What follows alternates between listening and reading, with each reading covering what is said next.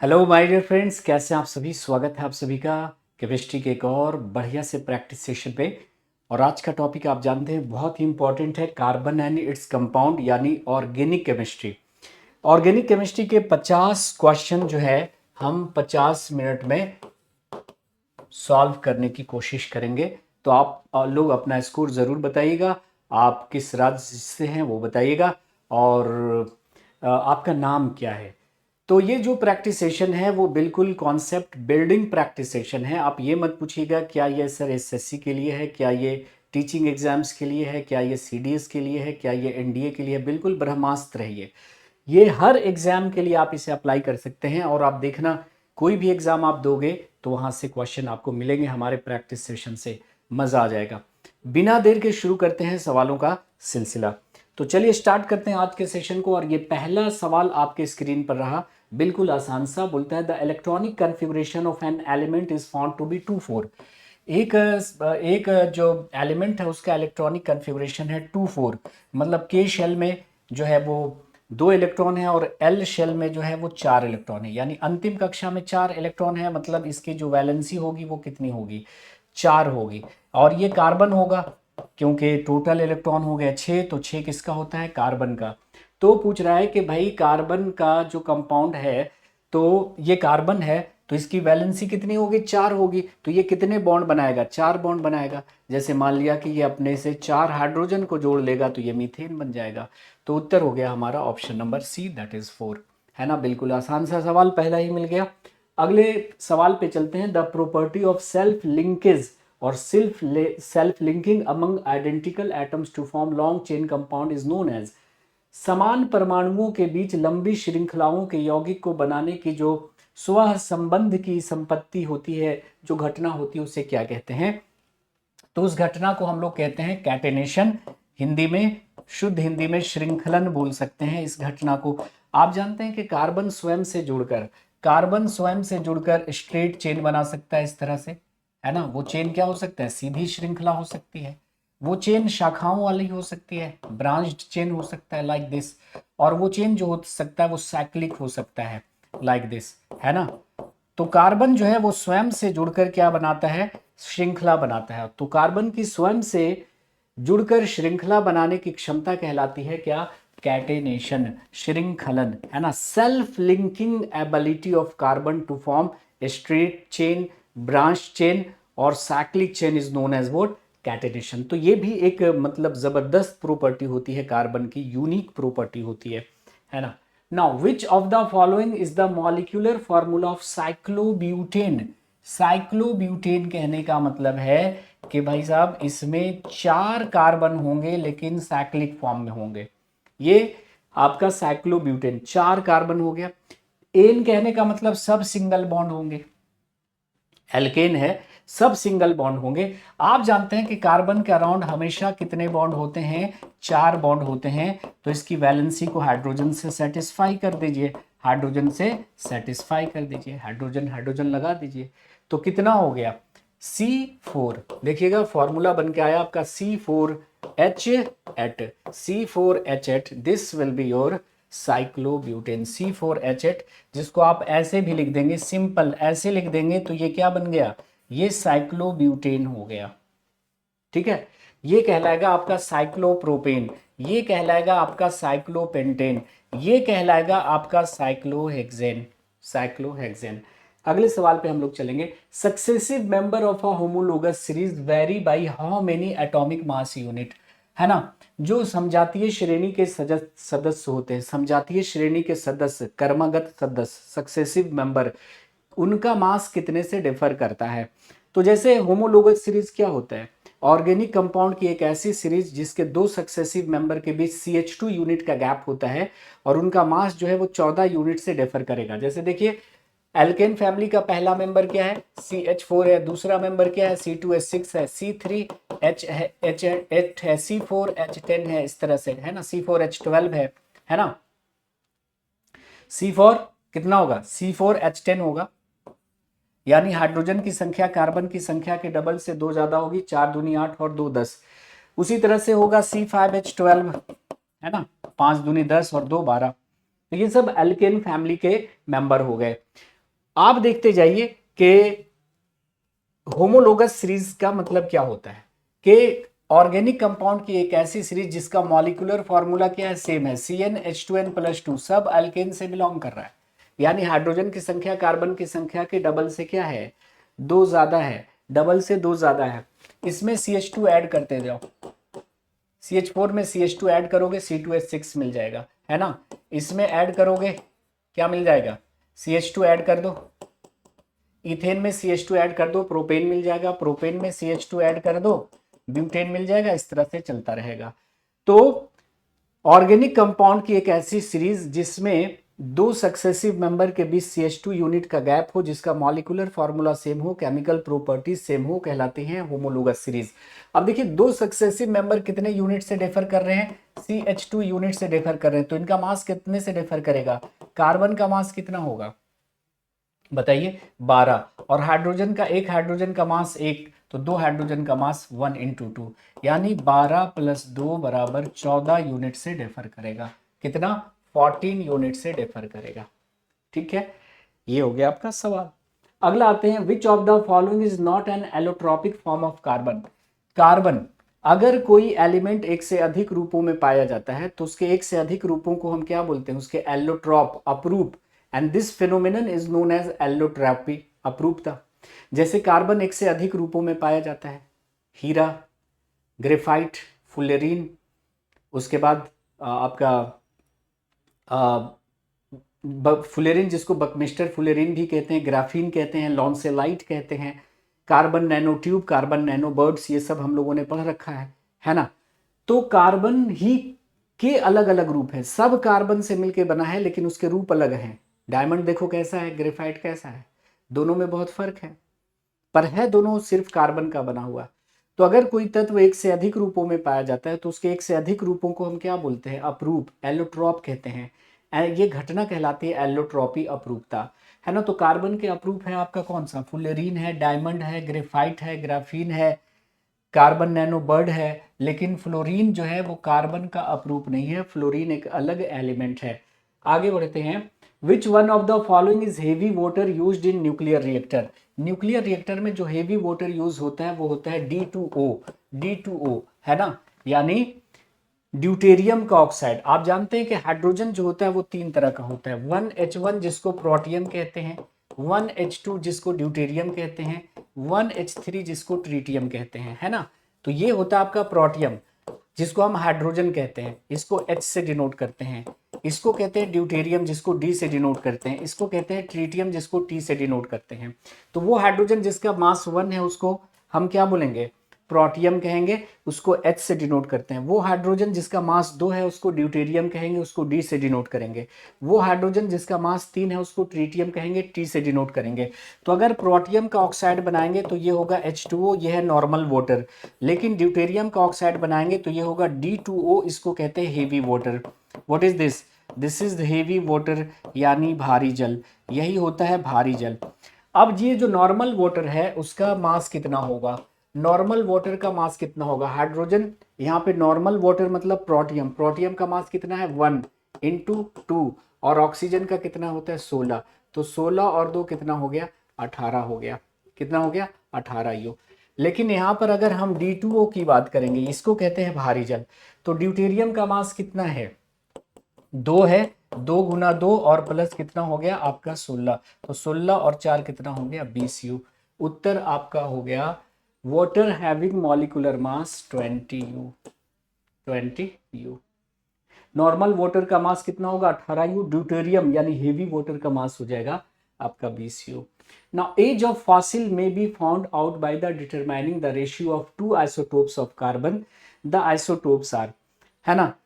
आप जानते हैं कि जो कार्बन डेटिंग की जाती है उसमें कार्बन 14 का इस्तेमाल किया जाता है एज पता करने के लिए। लेकिन क्वेश्चन यहाँ पे है कि एज पता करने के लिए हम किसके रेशियो से एज पता कर लेते हैं। तो याद रखना है आपको कि कार्बन 12 और कार्बन 14 के रेशियो से हम पता कर लेते हैं कि इस रेडियो एक्टिव सैंपल का एज कितना है, या किसी भी चीज़ का, किसी जीवाश्म का, किसी फॉसिल का एज कितना है।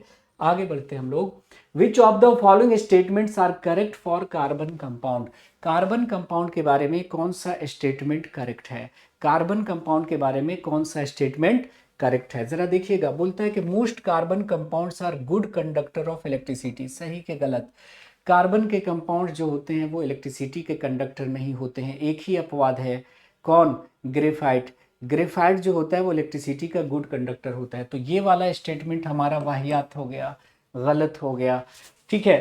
Most carbon compounds are poor conductor of electricity, बिल्कुल कार्बन के अधिकतर कंपाउंड इलेक्ट्रिसिटी के पुअर कंडक्टर होते हैं, अच्छे चालक नहीं होते हैं, विद्युत के सुचालक नहीं होते हैं।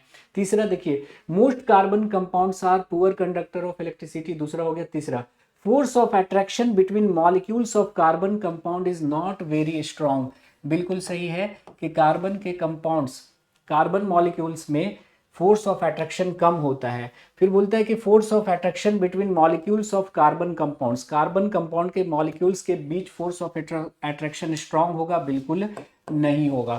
तो सही हमारा कौन सा हो गया? दूसरा और तीसरा, दूसरा और तीसरा यानी ऑप्शन नंबर बी जो है हमारा वो सही ऑप्शन हो गया। तो एकदम ठंडे दिमाग से क्वेश्चन को बनाना है, ज़्यादा प्रेशर नहीं लेना है, आराम से सारे ऑप्शन को देखना है, जो हम लोगों ने पढ़ा है उस कॉन्सेप्ट को अप्लाई करना है। चलिए आगे आते हैं। Which of the following statement about graphite and diamond is true? Graphite और डायमंड दोनों क्या है? कार्बन का एलोट्रॉप है, कार्बन का अपरूप है, मतलब ये दोनों सिर्फ और सिर्फ क्या होंगे? कार्बन के बने होंगे। लेकिन डायमंड अपने आप में बहुत हार्ड और ग्रेफाइट अपने आप में इतना सॉफ्ट कि बच्चे उसको शार्पनर से काट देते हैं। अरे लेड पेंसिल क्या होता है? ग्रेफाइट ही तो होती है। बोलता है कि they have the same crystal structure, सही के गलत? भाई दोनों का स्ट्रक्चर अलग होता है।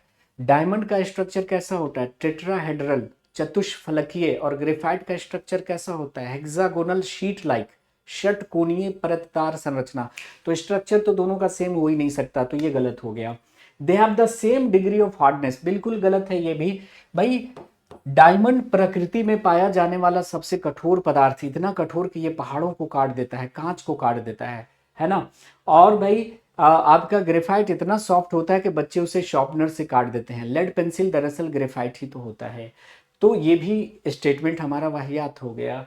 Now they have the same electrical conductivity, गलत है ये भी गलत है। आप जानते हैं कि डायमंड जो है, हीरा जो है, वो विद्युत का चालक नहीं होता, लेकिन ग्रेफाइट विद्युत का चालक होता है, तो ये भी गलत हो गया।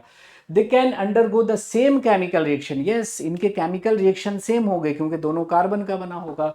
सो right answer should be option number D, है ना। तो ट्रू हमसे पूछ रहा था, तो ट्रू हो गया हमारा ऑप्शन नंबर डी। तो एकदम आराम आराम से ठंडे दिमाग से हम क्वेश्चंस को करेंगे, हमारा क्वेश्चन बन जाएगा। आगे चलते हैं। Which of the following is not a characteristics of fullerene? Fullerene की कौन सी कैरेक्टरिस्टिक नहीं है? अब देखिए फुलेरिन के कई नाम हैं। फुलेरिन भी क्या है? कार्बन का एक अपरूप है, और हाल ही में खोजा गया कार्बन का एलोट्रॉप कौन है? तो वो है फुलेरिन। फुलेरिन का जो स्ट्रक्चर होता है वो क्या होता है? एक बॉल जैसा होता है। कार्बन जो है वो पेंटागोनल और हेक्सागोनल रिंग्स के फॉर्म में एक बॉल जैसी संरचना बना लेते हैं, उसको फुलेरिन कहते हैं। और इसको फुलेरिन नाम क्यों कहते हैं? क्योंकि अमेरिका का एक आर्किटेक्ट था, उसने एक जियोडेसिक डोम डिजाइन किया था, एक गुंबद डिजाइन किया था जो इसके स्ट्रक्चर जैसा दिखता है, इसलिए इसका नाम रखा गया फुलेरिन या बकमिस्टर फुलेरिन, या इसे बकी बॉल भी कहते हैं, और इसको C60 कहते हैं, क्योंकि बहुत सारे कार्बन वाले फुलेरिन जो है वो नेचर में पाए जाते हैं, लेकिन ये C60 वाला 60 कार्बन वाला सबसे ज्यादा स्टेबल होता है। ये सारा हम लोगों ने पढ़ा है। तो बोलता है फुलेरिन के बारे में कि of all the fullerene C60 allotrope is most stable, बिल्कुल सही है। अभी तो बताया कि फुलेरिन बहुत सारे कार्बन, 500 कार्बन वाला फुलेरिन भी है, 700 कार्बन वाला फुलेरिन भी है, लेकिन 60 कार्बन वाला फुलेरिन सबसे ज्यादा क्या है? स्टेबल है।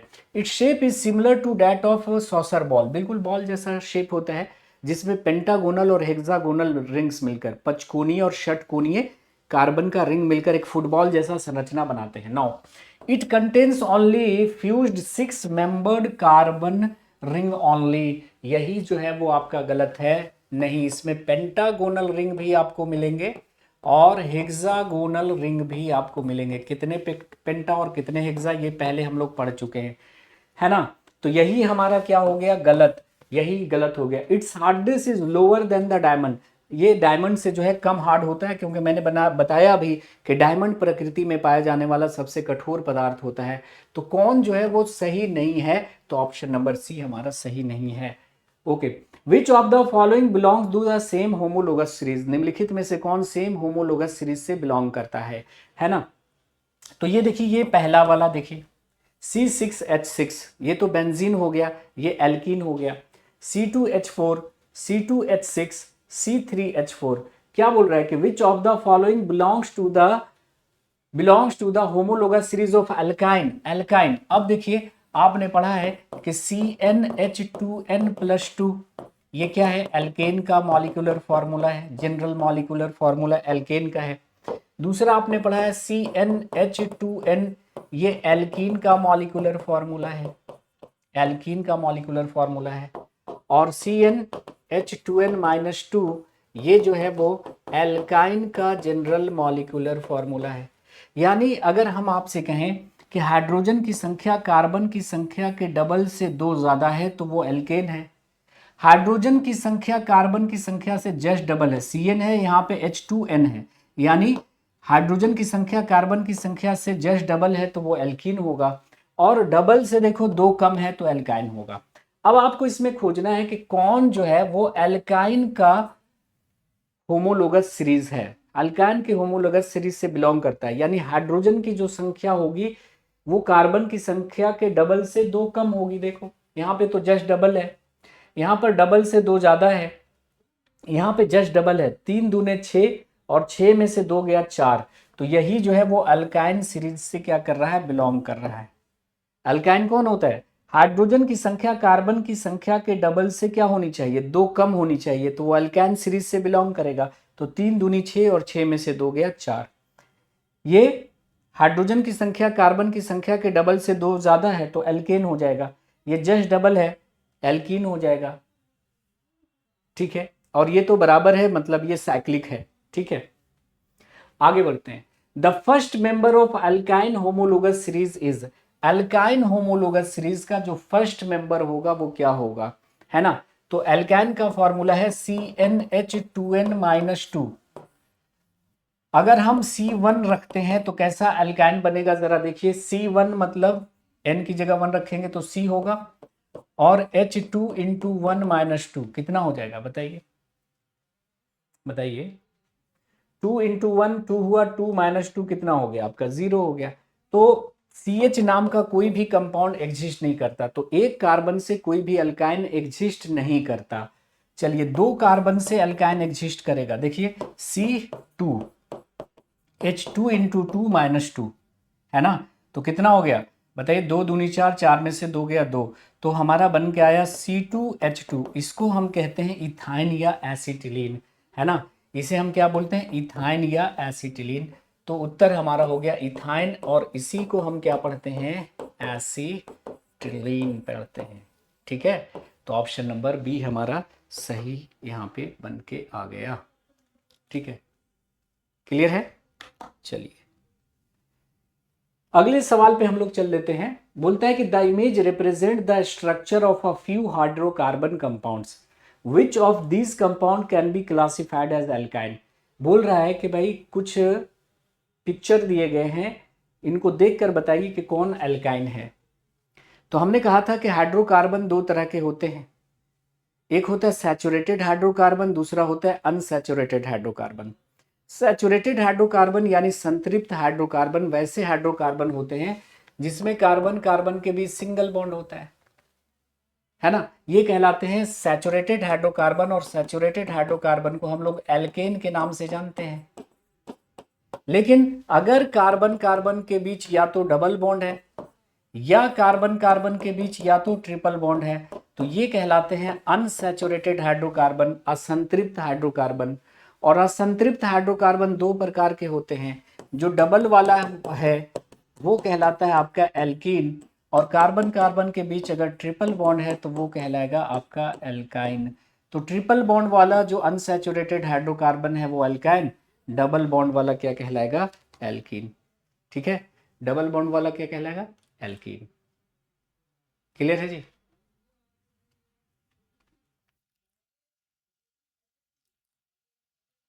क्लियर है?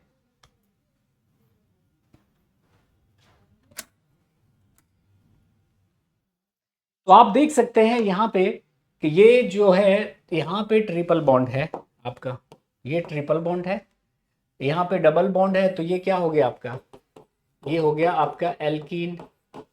ये ट्रिपल बॉन्ड है तो आपका हो गया एल्काइन। ये सिंगल बॉन्ड है तो आपका हो गया एल्केन।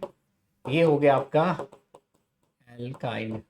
ठीक है, तो हमारा ए हो गया एल्काइन में और हमारा डी हो गया। तो ए और डी जो है ऑप्शन नंबर सी में आपको दिख रहा है, ऑप्शन नंबर सी में दिख रहा है। चलिए अगले सवाल का रुख करते हैं। C3H8 belongs to homologous series of. C3H8 देखिए क्या है, C3H8। अब देख लो, हाइड्रोजन की संख्या कार्बन की संख्या से के डबल से दो ज्यादा है तो एल्केन, जस्ट डबल है तो एल्कीन, डबल से दो कम है तो एल्काइन। यहाँ पे देखो हाइड्रोजन की जो संख्या है वो कार्बन की संख्या के डबल से दो ज्यादा है, 3 दूनी 6 और 6 और प्लस 2 8, यानी ये क्या होगा, एल्केन होगा। क्या होगा, एल्केन होगा। बिल्कुल ही आसान। चलिए, which of the following does not belong to the same homologous series. कौन सेम होमोलोगस सीरीज से बिलोंग नहीं करता। ये देखिए ये एल्केन है कि नहीं, हाइड्रोजन की संख्या कार्बन की संख्या के डबल से दो ज्यादा है, 2 दूनी 4, 4 और 2 6, ये भी क्या है आपका, एल्केन है। 3 दूनी 6 और 6 और 2 8, ये भी क्या है आपका, एल्केन है। क्या है, एल्केन है। ये देखिए ये क्या है, हाइड्रोजन की संख्या कार्बन की संख्या से जस्ट डबल है तो ये एल्कीन हो गया। तो कौन सेम होमोलोगस सीरीज से बिलोंग नहीं कर रहा है, तो ये कर रहा है, बाकी ये तीनों सेम होमोलोगस सीरीज से बिलोंग कर रहे हैं, है ना। तो पूछ रहा था कि कौन सेम होमोलोगस सीरीज से बिलोंग नहीं करता, तो ऑप्शन नंबर हमारा डी सही उत्तर हो गया। बिल्कुल आसान है। आगे चलते हैं। The number of isomer of pentane. Pentane के कितने आइसोमर हैं। आइसोमर समझते हैं ना, आइसोमर का मतलब होता है ना, मॉलिक्यूलर फॉर्मूला क्या होना चाहिए, मॉलिक्यूलर फॉर्मूला सेम होना चाहिए। वो ऑर्गेनिक कंपाउंड जिनका अणु सूत्र क्या होना चाहिए, अणु सूत्र क्या होना चाहिए, समान, और स्ट्रक्चर फॉर्मूला क्या होना चाहिए, स्ट्रक्चरल फॉर्मूला क्या होना चाहिए, भिन्न होना चाहिए। संरचना क्या होनी चाहिए उनकी, डिफरेंट होनी चाहिए। संरचना क्या होनी चाहिए, भिन्न होनी चाहिए। तो उसको हम एक दूसरे को क्या बोलेंगे, आइसोमर कहेंगे, और ये घटना आइसोमेरिज्म कहलाएगी। जैसे फॉर एग्जांपल अगर हम बात करते हैं पेंटेन की, तो पेंटेन C5 क्या हो जाएगा, H12 हो जाएगा। होगा कि नहीं होगा बताओ, C5H12 पेंटेन। ये पेंट कहने का मतलब पांच हुआ और एन कहने का मतलब एल्केन है। तो हाइड्रोजन की संख्या कार्बन की संख्या के डबल से दो ज्यादा होगी, 5 दूनी 10 और 2 12। अब इसका स्ट्रक्चर अगर मैं बनाऊं तो देखो, लगा दो आप, 1 2 3 4 5 कार्बन लगा दो, और 5 कार्बन लगा दो, और इस पे इसकी वैलेंसी को सेटिस्फाई करने के लिए हाइड्रोजन लगा दो आप। ये देखो ये आपका बन गया C5H12 बन गया, C5H12 बन गया। इसको आप ऐसे भी लिख सकते हो, है ना, CH3 CH2 CH2 CH2 CH3, 1 2 3 4 5 C5H12 है कि नहीं। ये इसको कहते हैं एन पेंटेन। इसको क्या बोलेंगे, एन पेंटेन कहेंगे, n pentane, normal pentane. Straight chain जो होता है उसके आगे एन लगा देते हैं। लेकिन क्या इसको हम ऐसे लिख सकते हैं क्या, CH3 CH CH3 CH2 CH3। देखिए 1 2 3 4 5, 1 2 3 4 5 C5H12 अभी भी क्या है, ये C5H12 ही है। मॉलिक्यूलर फॉर्मूला सेम है लेकिन स्ट्रक्चर अलग हो गया, स्ट्रक्चर अलग हो गया। तो मॉलिक्यूलर फॉर्मूला सेम है, स्ट्रक्चर अलग हो गया, तो ये दोनों एक दूसरे के आइसोमर कहलाएंगे, और ये घटना कहलाएगी आइसोमेरिज्म। इसका नाम देते हैं आप आइसोपेंटेन। क्या नाम देते हैं, इसको आप कहते हैं आइसोपेंटेन। हिंदी में भी ऐसे ही लिख देंगे, आइसोपेंटेन। केमिस्ट्री में ये वाला जो ग्रुप है आइसो कहलाता है, है ना, CH3 CH CH3। अब इसको हम ऐसे भी लिख सकते हैं, देखो CH3 CH3 CH3 CH3। अभी भी ये C5H12 ही है, देखो अभी भी क्या है, ये C5H12 ही है, 1 2 3 4 5 और 3 3 6 3 9 3 12। लेकिन अब ये स्ट्रक्चर अलग हो गया, ये कहलाएगा आपका नियोपेंटेन। क्या कहलाएगा? नियोपेंटेन। तो same molecular formula but different structure are known as isomer of each other and this phenomenon is called isomerism. तो अगर पूछा जाए कि भाई पेंटेन के कितने आइसोमर हैं, तो 3 आइसोमर। कौन? एन पेंटेन, आइसोपेंटेन और नियोपेंटेन। इस ग्रुप को नियो कहा जाता है, इस ग्रुप को केमिस्ट्री में कहा जाता है नियो। और टोटल नंबर है कार्बन का 5 और सब में सिंगल बॉन्ड है तो हो जाएगा पेंटेन, है ना। तो उत्तर हमारा हो गया यहाँ पर 3 आइसोमर हो गए आपके।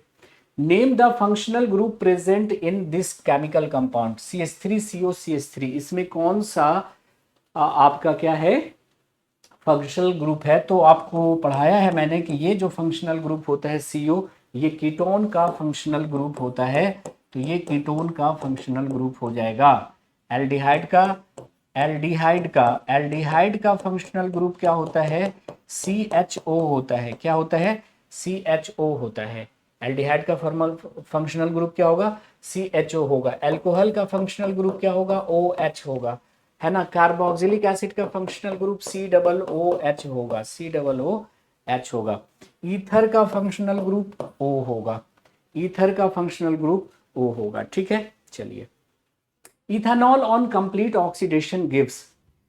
कोई भी एसिड है, कोई भी एसिड है, कोई भी अम्ल है, और उसका अगर हम कंप्लीट ऑक्सीडेशन कराएंगे, है ना, सॉरी, कोई भी अल्कोहल है, कोई भी अल्कोहल है ना, कोई भी अल्कोहल है, उसका अगर हम कंप्लीट ऑक्सीडेशन कराएंगे तो एसिड बन जाएगा। क्या बन जाएगा? अम्ल बन जाएगा। तो ये मान लिया कि आपका इथेनॉल है, इथेनॉल। इथेनॉल का मतलब है C2H5OH, जिसको हम इथाइल अल्कोहल भी कहते हैं। क्या कहते हैं इसको? Ethyl alcohol. क्या बोलेंगे इसको? इथाइल अल्कोहल कहेंगे। तो ये मान लिया कि हमारा इथाइल अल्कोहल है और इसका ऑक्सीडेशन हम कराएंगे तो बन जाएगा CH3COOH। इसको हम क्या बोलेंगे? Ethanoic acid. क्या बोलेंगे? इथेनोइक एसिड, इथेनोइक अम्ल, है ना। या इसी को हम कहते हैं एसिटिक एसिड। कॉमनली इसको क्या बोल देते हैं? एसिटिक अम्ल कहते हैं, है ना, एसिटिक अम्ल कहते हैं। तो उत्तर हो जाएगा एसिटिक एसिड या इथेनोइक एसिड, एसिटिक एसिड या इथेनोइक एसिड।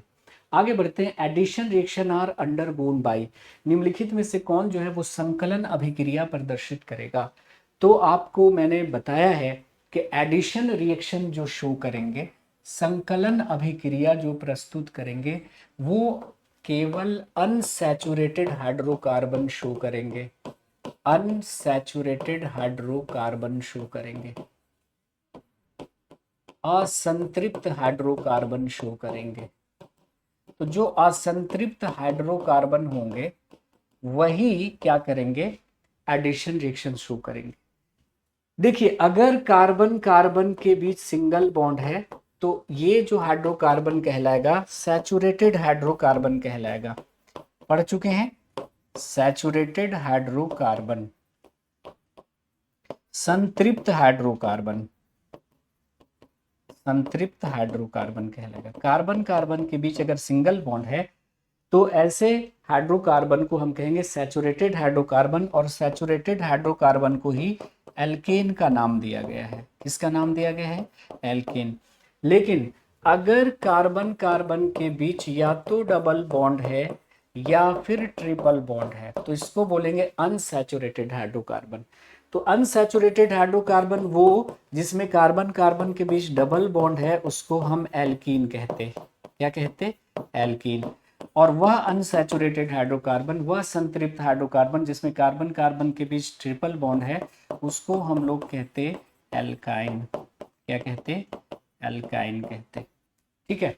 तो एडिशन रिएक्शन शो करेगा सैचुरेटेड नहीं, कौन, अनसैचुरेटेड, और अनसैचुरेटेड में आ जाएगा आपका एल्कीन भी और एल्काइन भी। तो यहाँ पे बोथ हो गया एल्कीन और एल्काइन, यानी option number D will be the right option. ठीक है, ऑप्शन नंबर डी हमारा सही उत्तर हो गया। आगे बढ़ेंगे, अगले सवाल की तरफ हम लोग चल देते हैं।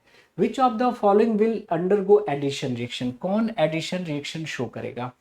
एडिशन रिएक्शन अभी आपने बोला कि या तो एल्कीन शो करेगा या फिर एल्काइन शो करेगा, मतलब अनसैचुरेटेड हाइड्रोकार्बन, असंतृप्त हाइड्रोकार्बन ही एडिशन रिएक्शन शो करेंगे।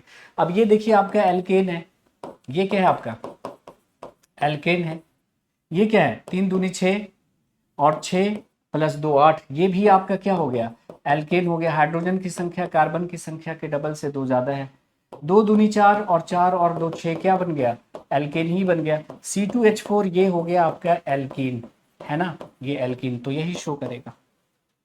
बिल्कुल आसान, बिल्कुल ही आसान। आगे चलते हैं।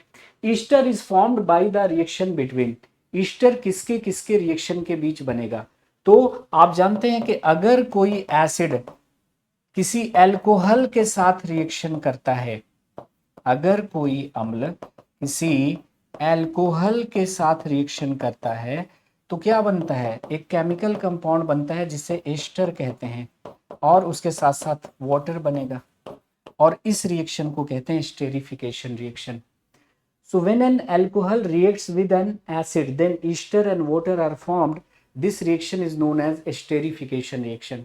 यह प्रतिक्रिया स्टेरीकरण अभिक्रिया कहलाती है। और ईस्टर जो होते हैं वो स्वीट स्मेलिंग कंपाउंड होते हैं, मीठी गंध वाले यौगिक होते हैं, इसलिए ईस्टर का इस्तेमाल हम लोग परफ्यूम्स बनाने में करते हैं। तो N acid reacts with N alcohol, जब एक अम्ल जो है एक एल्कोहल से प्रतिक्रिया करेगा तो क्या बनेगा, ईस्टर बनेगा।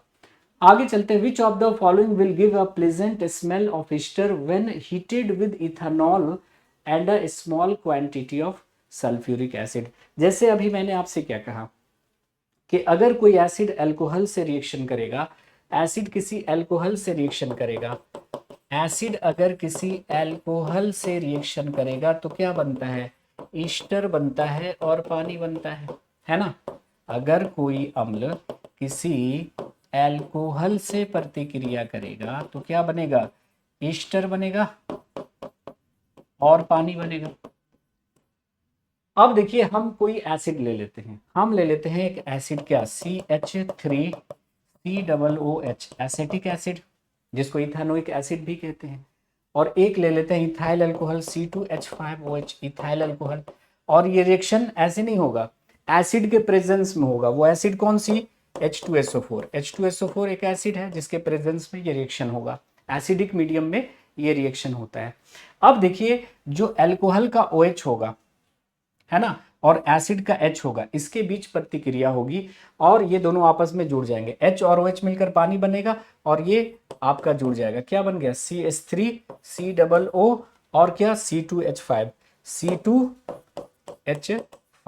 ये देखिए ईस्टर बन गया आपका, क्या बन गया, ईस्टर बन गया, और पानी क्या हो गया, बाहर निकल गया, पानी क्या हो गया, बाहर निकल गया।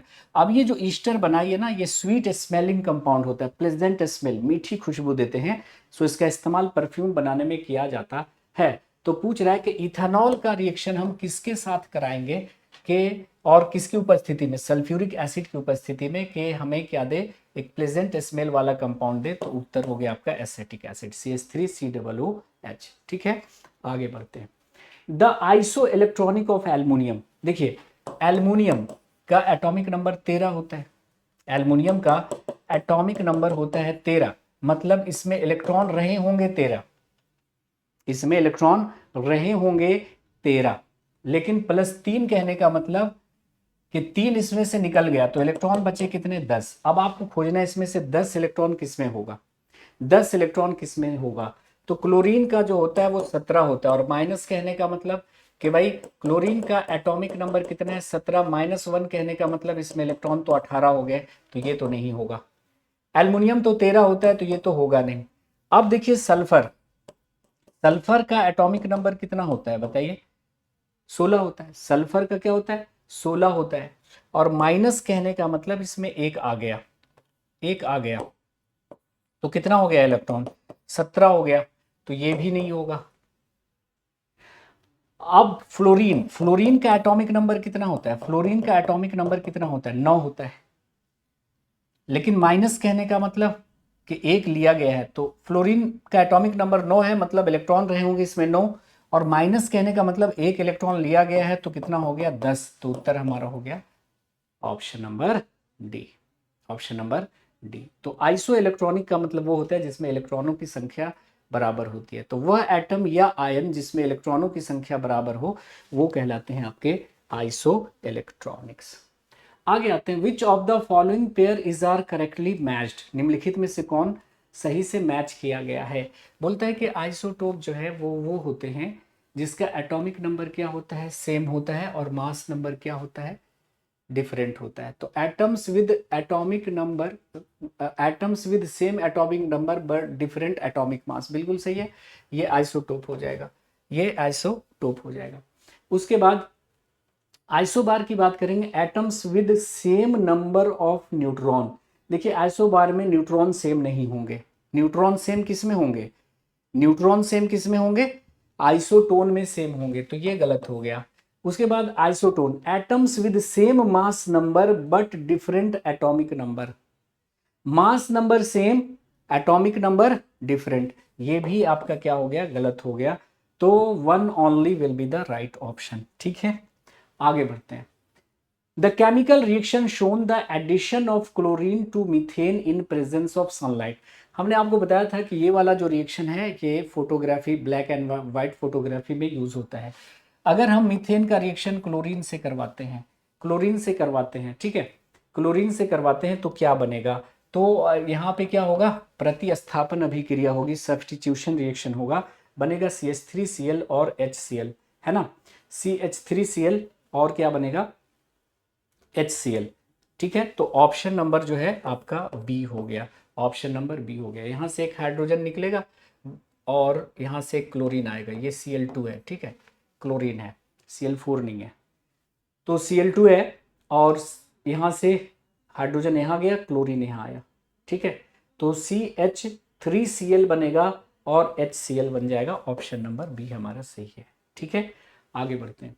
विच of the following equation is right in accordance with atomic structure. थोड़ा सा एटॉमिक स्ट्रक्चर का भी सवाल ले लिया, बहुत दिन हो गए पढ़े हुए, भूल गए होंगे आप, तो थोड़ा चेक करने के लिए हमने इसमें डाल दिया। न्यूट्रॉन का मतलब क्या होता है, नंबर ऑफ न्यूट्रॉन हम कैसे निकालते हैं, तो मास नंबर से एटॉमिक नंबर को हम क्या करते हैं, घटा देते हैं, और एटॉमिक नंबर किसके बराबर होता है, नंबर ऑफ प्रोटॉन के बराबर, तो यही तो हो गया आपका।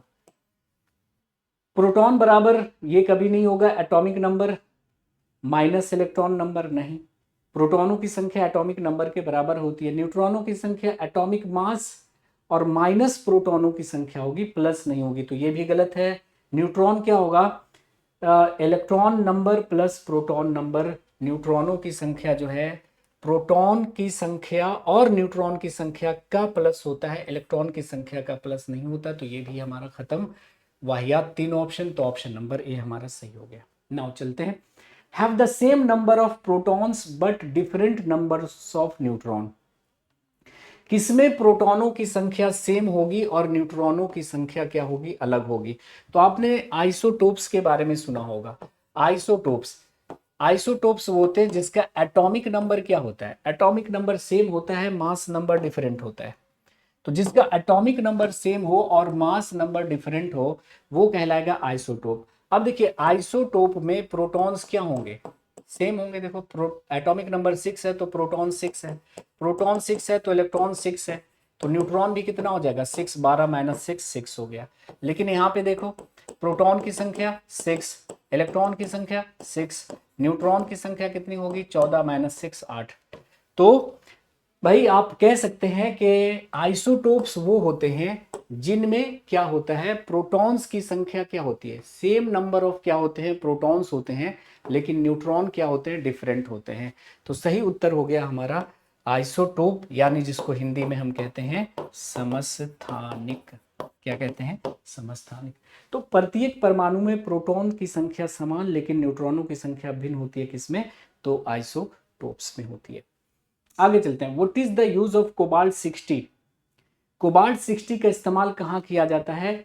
अनीमिया डिजीज का पता लगाने के लिए, थायराइड ग्रंथि के प्रॉब्लम्स को सॉल्व करने के लिए, कैंसर के ट्रीटमेंट में। तो आप जानते हैं कि कोबाल्ट 60 का इस्तेमाल कैंसर के ट्रीटमेंट में किया जाता है। और कोबाल्ट 60 का इस्तेमाल कैंसर के ट्रीटमेंट में किया जाता है। कोबाल्ट 60 से निकलने वाले किन किरणों का इस्तेमाल उपचार में किया जाता है? तो alpha rays, gamma rays, gamma किरणों का इस्तेमाल उपचार में किया जाता है, क्योंकि गामा सबसे एनर्जेटिक होता है। Okay, now carbon exist in the atmosphere in the form of, carbon atmosphere में किस रूप में एग्जिस्ट करता है? किस रूप में एग्जिस्ट करता है? कार्बन मोनोऑक्साइड के रूप में, carbon monoxide in traces and carbon dioxide, carbon dioxide only, coal only, है ना। तो एटमॉस्फेयर में बोल रहा है, एटमॉस्फेयर में। ये हल्का सा सवाल है, इसको मैं होमवर्क दे देता हूं कि एटमॉस्फेयर में जो आपका कार्बन है वो किस रूप में एग्जिस्ट करता है। ऑप्शन तो झलक ही रहा होगा, फिर भी मैं देखना चाहता हूं कि कितने लोग इसका सही उत्तर दे पाते हैं, है ना। कोल होगा क्या? Now graphite is used as lubricant in machine because, graphite का इस्तेमाल जो है वो हीवी मशीन में सॉलिड ल्यूब्रिकेंट के तौर पे किया जाता है, ठोस स्नेहक के रूप में किया जाता है। क्यों? देखिए, जो हेवी मशीन होते हैं जिसमें घर्षण की वजह से, फ्रिक्शन की वजह से काफी हाई टेम्परेचर चला जाता है, ऐसे केस में जब हम ल्यूब्रिकेंट का इस्तेमाल करेंगे, ऑयल ग्रीस का इस्तेमाल करेंगे, तो उसमें आग लग सकती है। तो जो हेवी मशीन होते हैं जिसमें फ्रिक्शन की वजह से काफी हाई टेम्परेचर जाता है, उसमें सॉलिड ल्यूब्रिकेंट, शुष्क स्नेहक या ठोस स्नेहक के रूप में ग्रेफाइट का इस्तेमाल किया जाता है। क्योंकि ग्रेफाइट आप जानते हैं कि स्लिपरी होता है ना, स्लिपरी होता है, कि ग्रेफाइट के दो लेयर आपस में क्या हो सकते हैं, एक दूसरे पे स्लाइड कर सकते हैं, सो ये स्लिपरी होते हैं। तो it is good conductor of electricity. भाई, ल्यूब्रिकेंट के लिए इलेक्ट्रिसिटी से कोई मतलब नहीं है। आप जानते हैं ल्यूब्रिकेंट यानी स्नेहक वो पदार्थ होते हैं जो फ्रिक्शन को कम करते हैं, जैसे ऑयल हो गया, ग्रीस हो गया, ये सब क्या है, ल्यूब्रिकेंट कहलाते हैं। मोबिल हो गया जो आप इंजन में डालते हैं, तो उसके इलेक्ट्रिसिटी से कोई लेना देना है क्या? नहीं है, तो खत्म हो गया। It has a high melting point and slippery layer, बिल्कुल इसका मेल्टिंग पॉइंट काफी ज्यादा होगा, तो इसमें जल्दी आग नहीं लगेगी, और ये स्लिपरी होता है। बाकी डेंसिटी से कोई मतलब नहीं है, स्ट्रॉन्ग और सॉफ्ट है उससे कोई मतलब नहीं है। हमारा ऑप्शन नंबर बी जो है वो सही उत्तर हो गया। आगे चलते हैं, the correct structure formula of butanoic acid. देखिए, ब्यूटानोइक एसिड एकदम आसान है चुनना, कि भाई एसिड का जो होगा फंक्शनल ग्रुप वो होगा COOH। यहाँ पे जो फंक्शनल ग्रुप है वो है COOH, लेकिन यहाँ पे जो स्ट्रक्चर है वो गलत है, क्योंकि कार्बन के अराउंड हमेशा कितने बॉन्ड होने चाहिए? 4 बॉन्ड होने चाहिए। तो ये स्ट्रक्चर ही गलत है, तो ये हमारा तो नहीं होगा। ये अल्कोहल हो गया, ये अल्कोहल हो गया। ये भी आपका जो है वो आपका देखो जो एसिड है ये COOH है, लेकिन हमें बोल रहा है कौन सा, कि ब्यूटानोइक एसिड, ब्यूटानोइक एसिड। अब इसमें देखिए ये भी एसिड का ग्रुप है, COOH ग्रुप है, COOH ग्रुप है, और ये भी COOH ग्रुप है। लेकिन यहाँ पे कार्बन की संख्या देखिए 1 2 3 4 5, 5 हो गया। यहाँ पे 1 2 3 4 ये है butanoic acid. So D will be the right option, D will be the right option. ठीक है, आगे चलते हैं। Which among the following are unsaturated hydrocarbon. Unsaturated hydrocarbon वो होते हैं जिनमें कार्बन कार्बन के बीच या तो डबल या फिर ट्रिपल बॉन्ड होता है। ये आपका सैचुरेटेड हाइड्रोकार्बन हो गया, यानी एल्केन हो गया। ये आपका क्या हो गया? एल्केन हो गया, सैचुरेटेड हाइड्रोकार्बन। ये भी आपका क्या हो गया? एल्केन हो गया, एल्केन हो गया, है ना। अब ये देखिए, ये आपका हो गया एल्कीन और ये हो गया आपका एल्काइन। तो एल्कीन और एल्काइन दोनों ही अनसैचुरेटेड होते हैं, तो 2 and 4 will be the right option, 2 and 4 will be the right option. तो अनसैचुरेटेड हाइड्रोकार्बन वो होते हैं जिनमें कार्बन कार्बन के बीच या तो डबल बॉन्ड होता है या फिर ट्रिपल बॉन्ड होता है। Now the functional group present in carboxylic acid is, carboxylic acid में मौजूद पर कार्यात्मक समूह कौन सा है? तो ये देखिए, ये किसका है? NH2, ये अमीन, अमीन का फंक्शनल ग्रुप होता है, अमीन, NH2, है ना। CHO ये क्या है? एल्डिहाइड है, एल्डिहाइड है, एल्डिहाइड, एल्डिहाइड का फंक्शनल ग्रुप क्या होता है, CHO होता है ना। ये आपका ईथर का फंक्शनल ग्रुप हो गया, this is the functional group of ether. So बच गया हमारा option number A, COOH। This is the functional group of carboxylic acid, so B should be the right option. आगे बढ़ते हैं। Pentane has the molecular formula C5H12।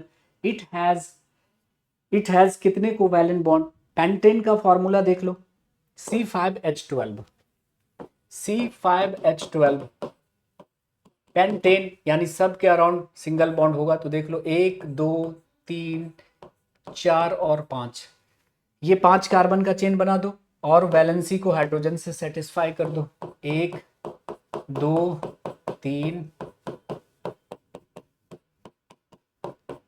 देखो C5H12 बन गया कि नहीं बन गया, C5H12 बन गया कि नहीं बन गया। आप जानते हैं कि कार्बन के बीच हमेशा कोवैलेंट बॉन्ड होता है, तो कितने कोवैलेंट बॉन्ड होते हैं गिन लीजिए जरा। ये हमारा हो गया 1 2 3 4 5 6 7 8 9 10 11 12 13 14 15 16, तो कितने 16 कोवैलेंट बॉन्ड, कितने हो गए 16 कोवैलेंट बॉन्ड, है ना, गिन लिया सही से। तो 16 कोवैलेंट बॉन्ड आपको मिल जाएंगे पेंटेन में 16 कोवैलेंट बॉन्ड आपको मिल जाएंगे। Now how many double bonds are there in saturated hydrocarbon, saturated hydrocarbon में कितने डबल बॉन्ड होंगे, तो सैचुरेटेड हाइड्रोकार्बन वो होते हैं जिनमें कार्बन कार्बन के बीच सिंगल बॉन्ड होता है, तो जीरो होगा। सैचुरेटेड हाइड्रोकार्बन में कोई डबल बॉन्ड नहीं होता। अनसैचुरेटेड हाइड्रोकार्बन में डबल या ट्रिपल बॉन्ड होते हैं। आगे चलते हैं। Saturated hydrocarbon gives blank space flame while unsaturated hydrocarbon compound gives flame. तो जो सैचुरेटेड हाइड्रोकार्बन होते हैं वो क्लीन फ्लेम देंगे। सैचुरेटेड हाइड्रोकार्बन को जब हम जलाएंगे ना तो एकदम ब्लू फ्लेम देगा, क्लीन ब्लू फ्लेम, है ना। लेकिन जो अनसैचुरेटेड हाइड्रोकार्बन होगा उसको जलाने पर सूटी फ्लेम देगा, मतलब कालिख वाला फ्लेम आएगा, मतलब गंदा सा फ्लेम आएगा, येलोइश फ्लेम आएगा, मतलब पार्शियल कंबशन हो रहा होगा। तो याद कर लीजिएगा क्लीन और सूटी इसका सही उत्तर होगा। सैचुरेटेड हाइड्रोकार्बन को जलाएंगे तो क्लीन फ्यूल फ्लेम देगा, है ना, ब्लू फ्लेम के साथ जलेगा। लेकिन अनसैचुरेटेड हाइड्रोकार्बन को अगर हम जलाते हैं तो सूटी फ्लेम देगा, मतलब कालिख वाला, येलो फ्लेम के साथ जलेगा और कालिख जैसा धुआं सा आपको निकलेगा। तो इंपॉर्टेंट है, इसको इंपॉर्टेंट कर लीजिएगा, ठीक है, याद रखना है सिर्फ। विच of the following is not the isotope of hydrogen, कौन हाइड्रोजन का आइसोटोप नहीं है। तो हाइड्रोजन के 3 आइसोटोप होते हैं, प्रोटियम, ड्यूटेरियम और ट्रिटियम। तो प्रोटियम होता है, ड्यूटेरियम होता है, ट्रिटियम होता है, इटीरियम नहीं होता। तो option number C should be the right option, है ना। इस क्वेश्चन में तो कोई दम ही नहीं है। नाउ ये सब क्या कहलाएंगे, यहाँ पे हमारा है ऑक्सीजन ऑक्सीजन ऑक्सीजन, यहाँ पे ऑक्सीजन का 16 है, 17 है, 18 है। तो वैसे एटम जिनका एटॉमिक नंबर सेम होता है, मास नंबर डिफरेंट होता है, क्या कहलाता है, आइसोटोप कहलाता है, समस्थानिक कहलाता है। क्या कहलाता है जी, समस्थानिक कहलाता है। Now which isotope is used through the radioactive age estimation technique to obtain determination of age of rock, है ना।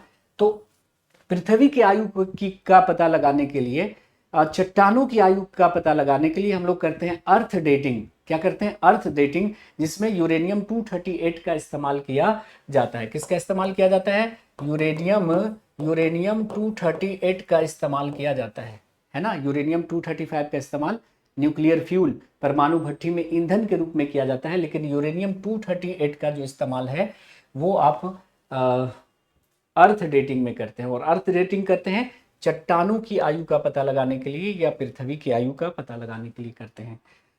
आगे आते हैं। The radio isotope use to control the disease like blood cancer. Blood cancer को हम leukaemia के नाम से जानते हैं, ब्लड कैंसर, रक्त कैंसर को हम ल्यूकेमिया के नाम से जानते हैं। और पूछा जाता है कि ल्यूकेमिया के उपचार में निम्नलिखित में से किसका इस्तेमाल करते हैं, तो फास्फोरस 32 का इस्तेमाल करते हैं, फास्फोरस 32 का इस्तेमाल करते हैं। और आप जानते हैं कोबाल्ट 60 का इस्तेमाल कैंसर के ट्रीटमेंट में करते हैं, कर्क रोग के उपचार में करते हैं। आयोडीन 131 का इस्तेमाल ग्वाइटर के उपचार में करते हैं। गोइटर घेघा रोग के उपचार में करते हैं, या आपके थायराइड ग्लैंड की एक्टिविटी का पता लगाने के लिए करते हैं, है ना, to know the activity of your thyroid gland, कि आपका जो थायराइड है वो ठीक से काम कर रहा है कि नहीं कर रहा है। और सोडियम 24 का इस्तेमाल हम करते हैं ब्लड क्लॉटिंग का पता लगाने में। आपके शरीर में कहीं पर ब्लड क्लॉटिंग है, कहीं पर रक्त का थक्का जम गया है, ये पता करना है तो हम सोडियम 24 का इस्तेमाल करते हैं। पर पूछ रहा है कि ल्यूकेमिया, जिसको हम ब्लड कैंसर कहते हैं, उसमें उसका पता लगाने, उसके उपचार में क्या यूज करते हैं, तो फास्फोरस 32। और ब्लड कैंसर में आप जानते हैं कि WBCs का नंबर लगातार बढ़ने लगता है, श्वेत रक्त कोशिकाओं की संख्या यानी व्हाइट ब्लड सेल्स का नंबर लगातार बढ़ने लगता है। आगे आते हैं, isotones are those which have, isotone क्या होते हैं, जिसमें न्यूट्रॉनों की संख्या क्या होती है, समान होती है। तो दो ऐसे एटम जिसमें न्यूट्रॉनों की संख्या समान होती है उसे हम क्या कहते हैं, आइसोटोन कहते हैं। तो इक्वल नंबर ऑफ न्यूट्रॉन, है ना, इक्वल नंबर ऑफ न्यूट्रॉन, न्यूट्रॉनों की संख्या जिसमें समान होगी उसको हम क्या बोलते हैं, आइसोटोन कहते हैं। ठीक है, isobar mass number same, atomic number different. Now consider the following statements, diamond is hard and graphite is soft, बिल्कुल सही है कि डायमंड हार्ड है, ग्रेफाइट सॉफ्ट है। Diamond is soft and graphite is hard, गलत है।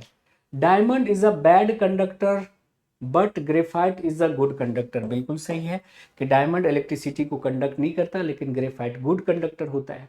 चौथा स्टेटमेंट देखिए, diamond is a good conductor but graphite is a bad conductor, गलत है, डायमंड गुड कंडक्टर नहीं होता। तो हमारा 1 और 3 जो है वो सही उत्तर हो गया, 1 and 3 will be the right answer. तो इस क्वेश्चन में भी कोई ज्यादा दम नहीं था। अगले सवाल पे हम चलेंगे, graphite and diamonds are made up of carbon atoms. देखो डायमंड और ग्रेफाइट कार्बन का एलोट्रॉप है, मतलब ये दोनों ही सिर्फ और सिर्फ कार्बन एटम के बने होंगे। ग्रेफाइट क्या होता है, सॉफ्ट होता है, और बच्चे जो है उसे लिखने के लिए यूज करते हैं। लेड पेंसिल क्या होता है, ग्रेफाइट ही होता है। लेकिन डायमंड का इस्तेमाल हम जो है कठोर पदार्थों को काटने के लिए करते हैं। पहाड़ी इलाकों में जो ड्रिलिंग मशीन होती है तो ड्रिलिंग मशीन के टर्मिनल पे हीरा लगा रहता है जो पहाड़ों को काट देता है। ठीक है, बल्कि हीरे को काटने के लिए भी हीरे का ही इस्तेमाल करते हैं, है ना। तो बोलता है कि इसका रीजन क्या है।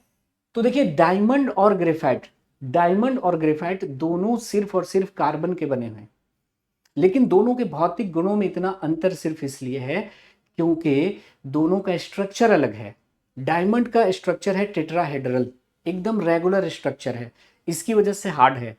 और ग्रेफाइट का स्ट्रक्चर है हेक्सागोनल और शीट लाइक, एक शीट दूसरे के ऊपर रखा हुआ है और दोनों शीट एक दूसरे पर फिसल सकते हैं। तो इनका स्ट्रक्चर डिफरेंट होने की वजह से इनकी फिजिकल प्रॉपर्टीज क्या हो गई, डिफरेंट हो गई। तो बोलता है कि carbon atom in graphite are covalently bonded while the diamond ionically bonded, ये गलत है। हमने पढ़ रखा है कि कार्बन कार्बन के बीच हमेशा कोवैलेंट बॉन्ड होता है, तो कोवैलेंट बॉन्ड ही होता है ग्रेफाइट में भी और डायमंड में भी, तो ये गलत हो गया। The bond within a layer of graphite are relatively strong but the bond between the layer of graphite are relatively weaker. The bonds between the carbon atoms of diamonds are relatively stronger throughout the entire structure. फिर बोलता है कि the bond within the layers of graphite are relatively weak, allowing the atoms to slide past each other. The bonds between the atom in diamond have the limited capacity to slide. यही आपका उत्तर सही हो जाएगा। ये क्या बोल रहा है कि the bond within a layer of graphite are relatively strong, नहीं, ग्रेफाइट में तो वीक होगा और डायमंड में स्ट्रॉन्ग होगा, तो ये भी गलत हो गया। Graphite is held together by covalent bond while diamond by London dispersion forces, ये गलत है। हमेशा दोनों के बीच बॉन्ड, कार्बन कार्बन के बीच हमेशा कोवैलेंट बॉन्ड होगा। So C will be the right option. यहां पर हिंदी में है कि ग्रेफाइट में कार्बन परमाणु सहसंयोजी बंधन के द्वारा जुड़े होते हैं, जबकि हीरे में आयनिक बंधन द्वारा, गलत है। ग्रेफाइट की एक परत के भीतर के बंधन अपेक्षाकृत मजबूत होते हैं, लेकिन ग्रेफाइट की परतों के बीच बंधन अपेक्षाकृत कमजोर होते हैं, है ना। हीरे के कार्बन परमाणुओं के बीच के बंधन पूरी संरचना में अपेक्षाकृत मजबूत होते हैं। ग्रेफाइट की परतें के भीतर बंधन अपेक्षाकृत कमजोर होते हैं, जिससे परमाणुओं को एक दूसरे से पर स्लिप करने की इजाजत होती है। तो option number C will be the right option. Now which of the following statement is not correct, not को हम पहले घेर देते हैं, नॉट करेक्ट। बोलता है कि both carbon and diamonds are made up of only carbon atoms. बिल्कुल, ये कार्बन के एलोट्रॉप है तो दोनों ही सिर्फ और सिर्फ कार्बन के बने होंगे। Graphite has only weak forces between its layer. बिल्कुल सही है, ग्रेफाइट के लेयर के बीच वीक फोर्स होता है नेचर का, जिसको वंडर वॉल फोर्स कहते हैं। Graphite and diamond have the same density. सही या गलत? उत्तर हो जाएगा गलत, यही जो है करेक्ट नहीं है। डायमंड और ग्रेफाइट की डेंसिटी एक नहीं होती, तो हमें यही चुनना है। इसका मतलब ये भी सही होगा। In diamond each carbon is the same distance to each other in neighbouring carbon atom. आपने देखा होगा कि डायमंड में हर कार्बन अपने नेबरिंग कार्बन एटम से समान डिस्टेंस पे रहते हैं। ठीक है, तो ऑप्शन नंबर सी हमारा गलत हो गया। आगे आते हैं, cobalt 60 is commonly used in radio active therapy because it's emit. अभी अभी बताया था। क्या आप जानते हैं कि कोबाल्ट 60 का इस्तेमाल कैंसर के उपचार में किया जाता है क्योंकि यह निकालता है? तो उत्तर हो जाएगा गामा किरणें। तो ये गामा किरणों का उत्सर्जन करता है और इस गामा किरणों के सहारे जो बेकार में सेल डिवाइड हुआ है उसको मार देते हैं, है ना। कैंसर है क्या? अनकंट्रोल्ड सेल डिवीजन, बेकार में सेल डिवाइड होकर ट्यूमर बनाएगा, उसको मारना है तो गामा रेज भेज कर उसको मार देते हैं। Now isotopes of an element have. Isotope जो होगा किसी एलिमेंट का, similar chemical properties but different physical properties. पहला ही ऑप्शन सही है। आइसोटोप्स में क्या होते हैं? एटॉमिक नंबर सेम, तो एटॉमिक नंबर सेम तो प्रोटॉन सेम, प्रोटॉन सेम तो इलेक्ट्रॉन सेम, और इलेक्ट्रॉन सेम होने की वजह से केमिकल प्रॉपर्टीज तो क्या होगी? सिमिलर होगी, लेकिन फिजिकल प्रॉपर्टीज इसकी क्या हो जाएगी? डिफरेंट हो जाएगी। Similar chemical properties and physical properties अलग होंगी ना। सिमिलर फिजिकल नहीं, गलत। Different chemical and physical properties, ये भी गलत। तो सिमिलर केमिकल प्रॉपर्टीज होंगी बट डिफरेंट फिजिकल प्रॉपर्टीज होंगी आइसोटोप्स के। ठीक, आगे आते हैं, which is not correct for isomer of a compound. Isomer के बारे में कौन सा सही नहीं है? आइसोमर अभी पढ़ा था ना, समावयवता के बारे में, कि वह ऑर्गेनिक कंपाउंड जिनका मॉलिक्यूलर फॉर्मूला सेम है लेकिन स्ट्रक्चर अलग है, उसको हम क्या बोलेंगे? एक दूसरे का आइसोमर, और ये घटना कहलाती है isomerism. They differ in physical properties, they differ in chemical properties, they have same molecular formula, they have same structure formula. यही गलत है। Molecular formula same, structural formula क्या होगा? डिफरेंट होगा, है ना। पर ये बोल रहा है सेम स्ट्रक्चरल फॉर्मूला रहता है, तो नॉट करेक्ट पूछ रहा था, तो हमारा ऑप्शन नंबर डी सही हो गया। इसका मतलब इनकी फिजिकल प्रॉपर्टीज अलग होगी, केमिकल प्रॉपर्टीज भी अलग होगी, मॉलिक्यूलर फॉर्मूला इनका सेम होगा लेकिन स्ट्रक्चरल फॉर्मूला क्या होगा? डिफरेंट होगा। ये सब प्रॉपर्टीज हो गई आइसोमर की। विनेगर क्या होता है? विनेगर, विनेगर आप जानते हैं कि भाई जो एसिटिक एसिड है उसमें हमने 5 to 8% वाटर मिला दिया, तो एसिटिक एसिड और वाटर का जो मिक्सचर हो गया वो विनेगर यानी सिरका कहलाएगा। तो 5 to 8% acetic acid in alcohol नहीं, 5 to 8% acetic acid in water. तो ऑप्शन नंबर सी याद रख लीजिएगा, पानी में 5 से 8% एसिटिक अम्ल का विलयन, है ना। तो याद रखना कि अगर हमने एसिटिक एसिड में क्या मिला दिया? पानी मिला दिया, कितना? 5 to 7% या 5 to 8%, तो ये कहलाएगा आपका विनेगर।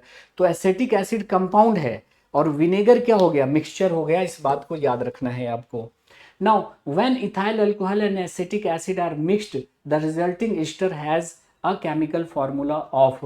तो देखिए, इथाइल अल्कोहल C2H5OH और एसिटिक एसिड CH3COOH, है ना। हमने बोला कि अल्कोहल का OH और एसिड का H मिलेगा और बन जाएगा ईस्टर। तो देखो C2H5 और देख लो C2H5 और COOCH3 और निकल गया पानी, तो ये बनेगा आपका। तो C2H5COOCH3 ये हमारा बन जाएगा ईस्टर।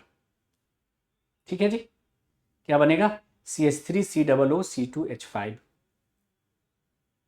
CH3COOC2H5।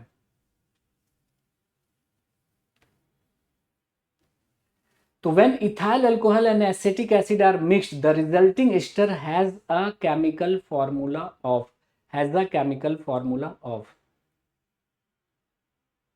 C2H5 नहीं बनेगा, CH3 C2H5 CH3COO-C2H5, CH3COO-C2H5। तो ये तो दोनों ही सही हो गया, ये भी सही हो सकता है ऑप्शन में, ये भी सही हो सकता है ना। तो यहाँ पर कोई दूसरा दे देना चाहिए था। तो दोनों ही सही है, चाहे ये लिखो या ये लिखो, एक ही बात हो गई ना। अरे भाई CH3COO-C2H5 या CH3COO-C2H5, एक ही बात हो गई। तो दोनों में से कोई एक सही हो जाएगा यहाँ पे। आगे चलते हैं। Acetic acid was added to a solid X. Acetic acid को एक सॉलिड में मिलाया गया जो एक टेस्ट ट्यूब में रखा हुआ था, तो एक कलरलेस और ओडरलेस गैस वाई बनाया। एक ऐसा गैस निकला जिसका ना तो कोई रंग था ना ही गंध था। ये चूने के पानी को दूधिया बना रहा है। तो चूने के पानी को जो दूधिया बनाएगा वो जाहिर सी बात है कि भाई वो गैस CO2 होगी। यानी ये जो वाई नाम की गैस है वो जरूर CO2 रहेगी। CO2 गैस ही चूने के पानी को दूधिया बना देता है। और ये CO2 कैसे निकलेगा? जब एसिड रिएक्शन करेगा किसके साथ? मेटल के कार्बोनेट के साथ या मेटल के बाइकार्बोनेट के साथ। तो जब कोई एसिड मेटल के कार्बोनेट या मेटल के बाइकार्बोनेट के साथ रिएक्शन करता है तो CO2 गैस निकलता है। मतलब ये जो सॉलिड था वो कोई कार्बोनेट या बाइकार्बोनेट हो सकता है ना। तो X देख लीजिएगा, solid X is sodium hydroxide, बिल्कुल नहीं, सोडियम हाइड्रोक्साइड नहीं हो सकता है। Solid X is sodium bicarbonate and gas Y is CO2, यही हो गया, है ना। Solid X is sodium acetate, गलत हो गया। Solid X is sodium bicarbonate and gas is SO2, SO2 नहीं CO2 होगा, तो ये गलत हो गया। तो हमारा ऑप्शन नंबर बी जो है वो सही बन गया। ठीक है, तो चलिए ये था हमारा 50 क्वेश्चन। 50 मिनट में हमने इसको करने की कोशिश की है। फेसबुक और इंस्टा पे मैं जुबैर हसानी के नाम से हूँ, तो अगर किसी को कोई दिक्कत है, कोई परेशानी है, तो आप मुझे फेसबुक पे, इंस्टा पे मैसेज कर सकते हैं। और टेलीग्राम हमारा है साइंस का सुरूर।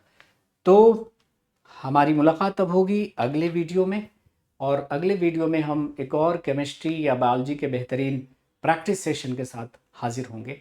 आज के सेशन में इतना ही। Have a nice day, take care, bye bye, Jai Hind, thank you very much, see you again.